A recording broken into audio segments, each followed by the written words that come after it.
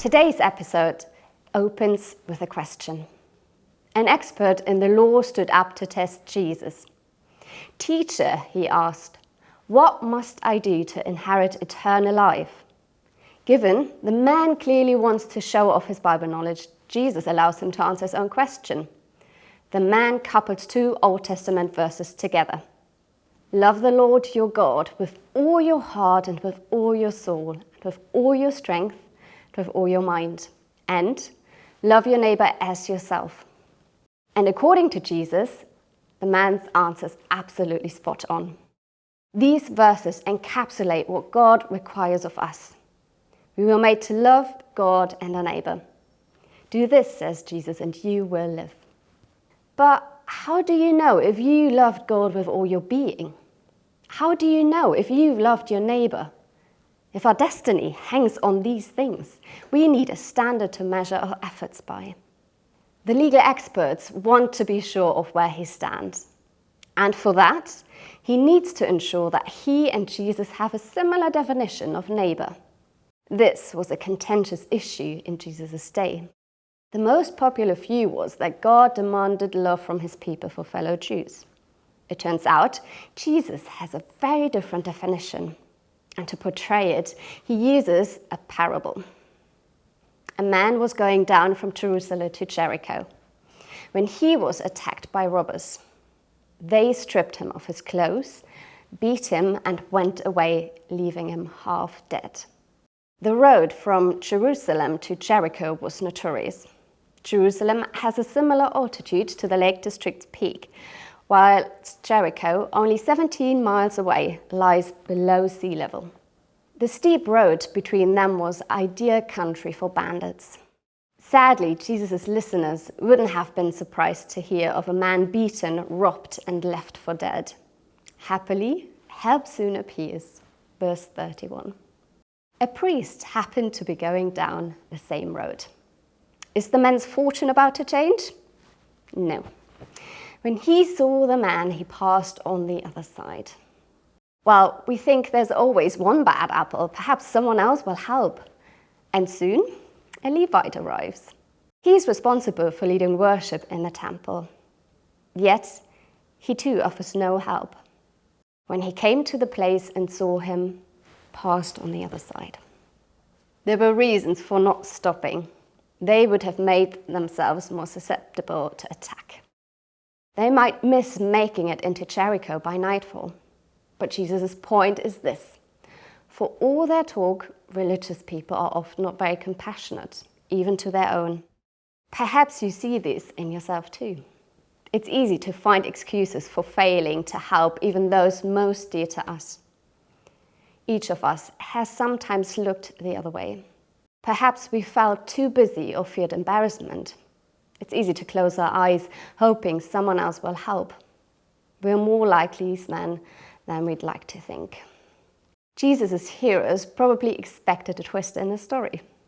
What about an honest everyday Jew putting the religious establishment to shame?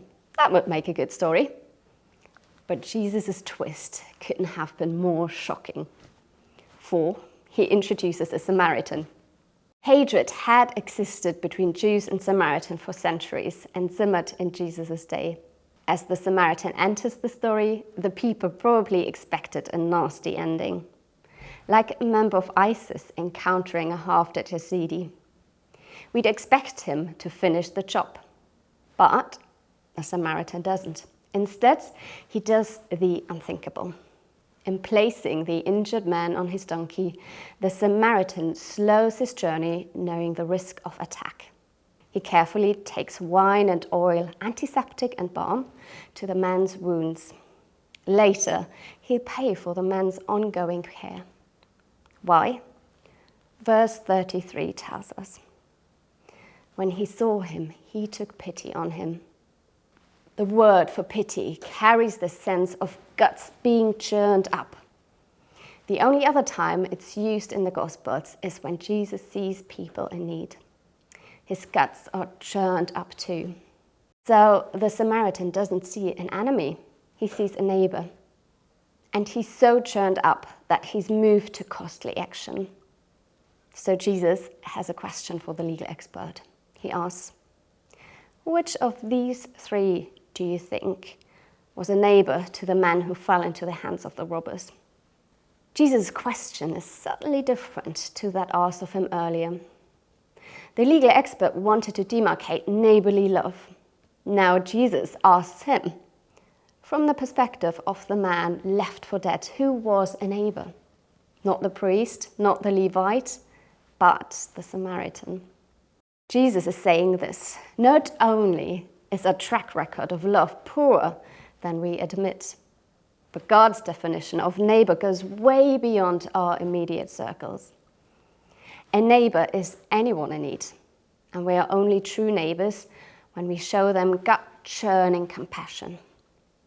The man wanted to be sure he'd been good enough to inherit eternal life, but Jesus exposes reality. On the basis of neighborly love, eternal life is out of reach for all of us.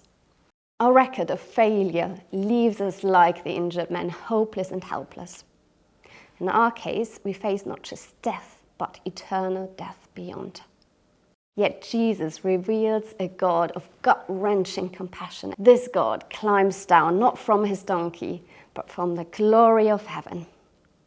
He comes near and takes pity. Then he carries us, paying for our healing and for the hope of eternal life through his death on the cross. So, Jesus' story brings a double challenge. To those trying to put themselves right with God, Jesus' parable says, forget it, you can't. You must accept the mercy of this stranger. But to those who have had their hearts won by the costly love of the Good Samaritan for them, whose eternal life has already started, Jesus says, share my heart. Or in the words of verse 37, go and do likewise.